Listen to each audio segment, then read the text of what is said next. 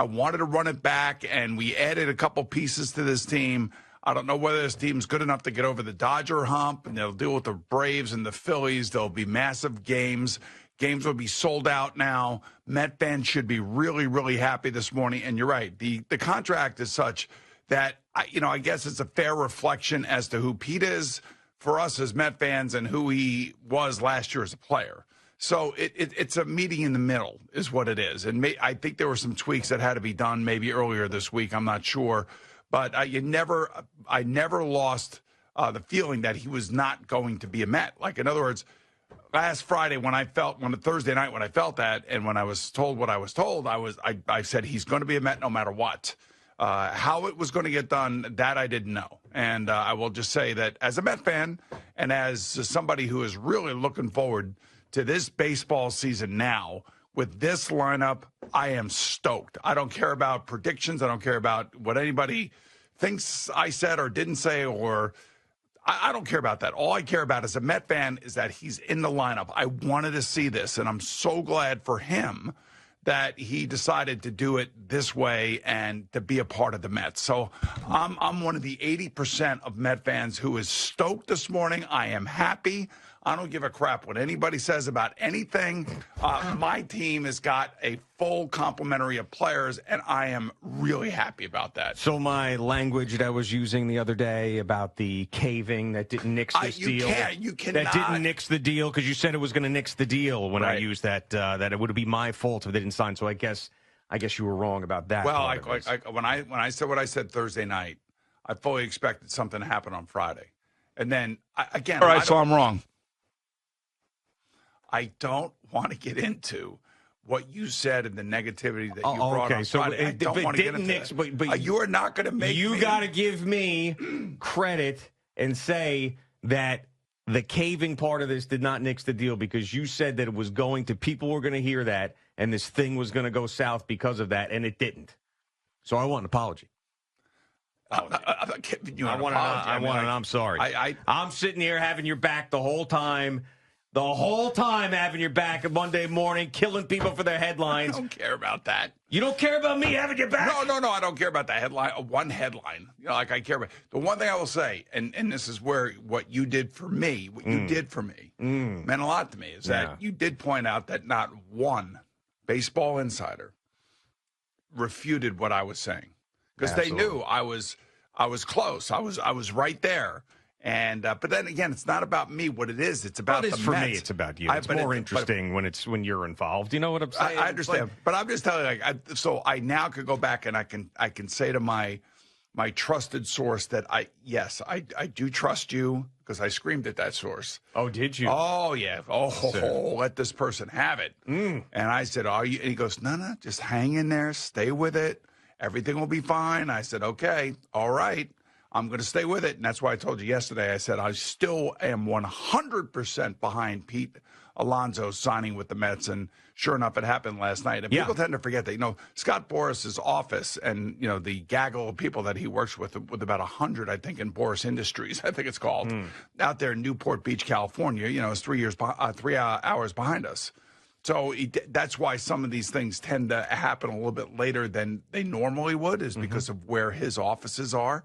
And I would just say that it's a great morning to be a Met fan. That's what I'm most. Yeah. I'm satisfied that, yes, I was somewhat right that he was getting ready to sign.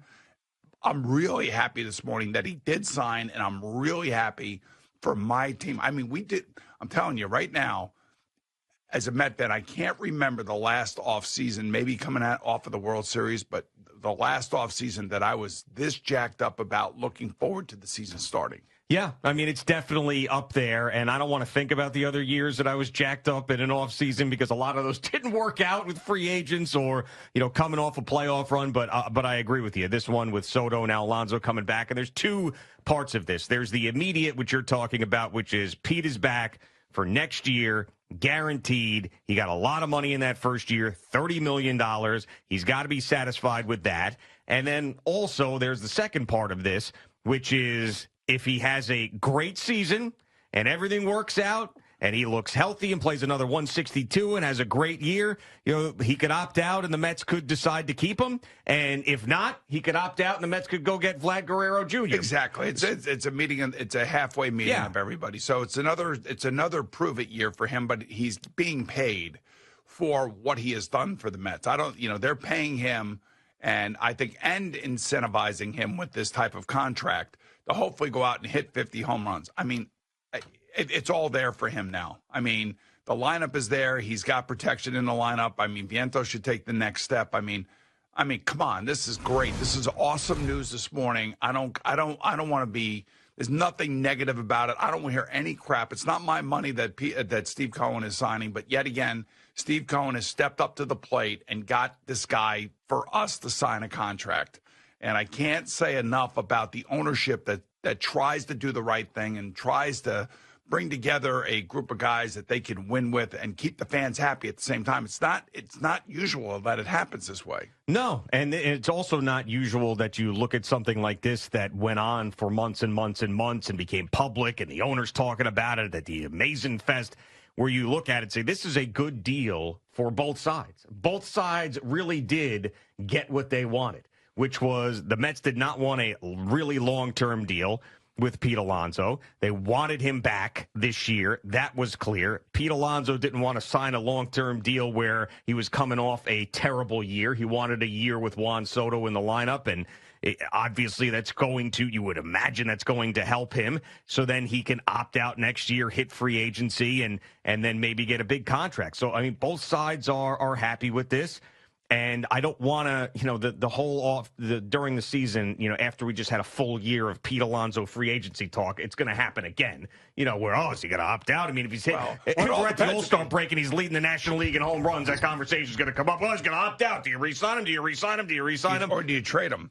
You don't trade him. They better be close to first place. Yeah, I hope they are. But the point is that right now it's game on. It's game on for the Mets. They're pretty much finished with everything that they're doing. They're going to go into spring training with a full roster. Hopefully everybody's happy. Everybody's motivated.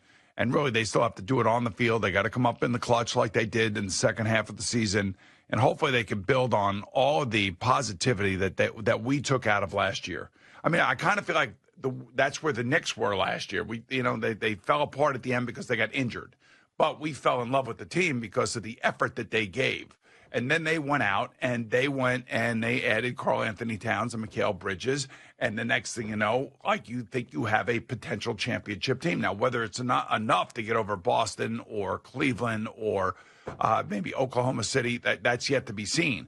But they added to their team just like the Mets have added to their team.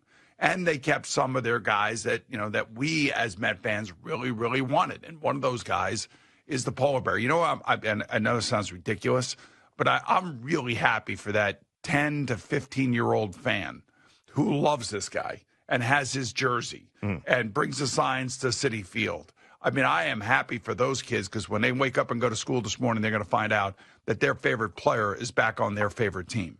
And I remember those days as a kid when Tom Seaver was effing traded and how demoralizing it was. And I know that's a part of it. And I know it may sound sappy, but the little kid in me feels great for the younger Met fan. There's still a Boomer Esiason inner child in there somewhere? I refer back to it many times, Gio, when I'm speaking about my teams that I root for. Man. And watching my Rangers come back and beat the Bruins last night. I mean, it was so I'm so satisfied this morning. Yeah. I'm like, I want more, of course. But this morning I come in here, and of course last night there's the Pete Alonso signing, but there's a Chris Kreider sighting. That was an unbelievable goal. There's a Vinny Trocheck goal. There's a Panarin goal. That's the 3 stars of the team. The overhit, by the way, the overhit. I set the over at 6:05:30 for the first Ranger reference, and you actually went 6 minutes past that. You didn't see Chris Kreider's goal last night. It was a shorty, and it was unbelievable. I mean, like the things that he had to do in order to get this goal is everything that Chris Kreider is for a New York Ranger, and has been. The speed, the ability to take the puck off the skate, and then score a shorthanded goal, which we've seen a lot of. You're the show killer. Oh, shut up. So I'm feeling pretty good this morning. I mean, you have to be. I mean, 100%. I mean, this is a, with a wintry mix that's out there and the winter weather, and it was just like I was asleep when this happened, so I woke up and immediately saw it, and I was like, all right, this is perfect. This is great. We got a feel-good Thursday on our hands before the Super Bowl. It's funny with all the stuff that's going on with this Pete Alonso signing today and the NBA trade deadline today and all the big deals that are happening, and Jimmy Butler gets traded to the Golden State Warriors. The Super Bowl's been on the back burner in the sports world. I mean, there's just so much other stuff going on. Speaking about that, with Jimmy Butler going to the Warriors and a lot of changes around. Jericho Sims looks like he got traded to Milwaukee last night. Yeah, it didn't look like well, it he happened. did. Yeah. I thought it was happening. I woke up this morning. I did see that it did happen. But the question is now, what are the Knicks going to do something else? Are they trying to do something else? Yeah, I think they're going to try to do something else. Valanciunas was already he was traded. Yeah, but and the Lakers went out and made a trade with Charlotte and got a big man, so that Mitchell Robinson to the Lakers thing is certainly dead now, so you don't have to worry about that. It feels like, Mitchell Robinson posted something on Instagram where, he had a cowboy hat and then also Like did not have Dallas or something. No, hold on. I thought maybe, it didn't make any sense because there's no team in Nashville, but he had he had no jersey on. All right, so it's just a white tank top. White tank top. He had a cowboy hat emoji, and then he was playing Broadway Girls by Morgan Wallen on the top. And I was like, huh? OKC. Yeah, but I don't know. I wouldn't be LA. I mean, that would be thinking like OKC more than anything else. Yeah, but then Josh Hart replied like he was happy that he was coming back. So I was thinking of that. I don't know. I can't. There's so much of this. These guys, they mess with people and stuff, and then they, Mitchell Robinson's one of those guys that's always put stuff on social media, and then I got to look at it and I got to decide if it's real or not. I think guys like Mitchell Robinson just like to torment guys like us. I agree. Guys that here, for 4 hours, we got to have these conversations about these players and whether or not they're being traded. Are they coming back? Do they believe? I know you don't believe in him. You can't stand Mitchell Robinson. Well, no. It's not that I can't stand him. I don't trust him. Oh, there you go. Don't trusting him. I don't trust him. Yeah, so here it is. Look, he's got no jersey on, right? Looks good. And then he says he's got the cowboy hat emoji and then the hook 'em horns. So Dallas. And then you got Broadway Girls featuring Morgan Wallen, which is Broadway is they referring to in Nashville with that one. So I don't know. I mean, hook 'em horns and a cowboy hat would tell me the Dallas Mavericks. And then why would the Dallas Mavericks want him after getting Davis? No, they wouldn't. I don't think they wouldn't. And then he said, "Demons back." Josh Hart. That's what Josh Hart said. The demons back. And then Mitchell Robinson gave him a heart hand emoji. There you go. So he's probably not going anywhere. So all's good in the So he just wanted to mess with everybody. But trading Jericho Sims, is that because they're going to activate Mitchell Robinson? Is that why? Well, it's a big part of it, yeah. I mean, and also it's an expiring contract, and they figured he wasn't going to factor into their future plans. So there you go. Another team sees him as a depth piece that they would use more than the Knicks are using him. So minor deal. That's what happens, and we'll see what happens later today. Bucks make a trade. That was a big trade for the Bucks. You got Butler going to the Warriors. I mean, there's a lot of movement going on. A lot of movement. And it all ends today at 3 p.m. That is right. How much more is going to be happening? A lot of movement. I think that unless Kevin Durant gets traded, I think we've seen the biggest stuff. I mean, it's Jimmy Butler and then obviously the Luka Anthony Davis deal. I can't imagine that we're going to get something else that's going to be earth-shattering.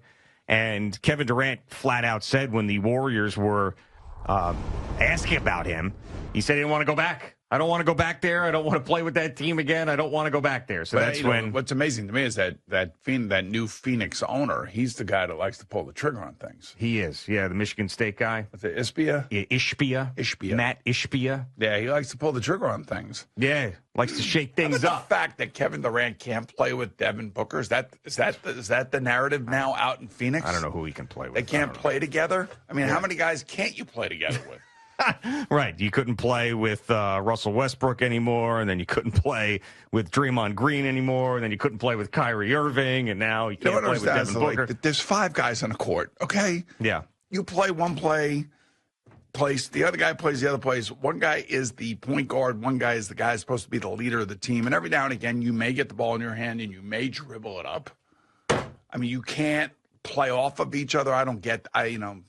It's one thing if you played the same positions. It's a completely different situation. And Devin Booker's a hell of a player. Of course. He is a... And you can't play with him?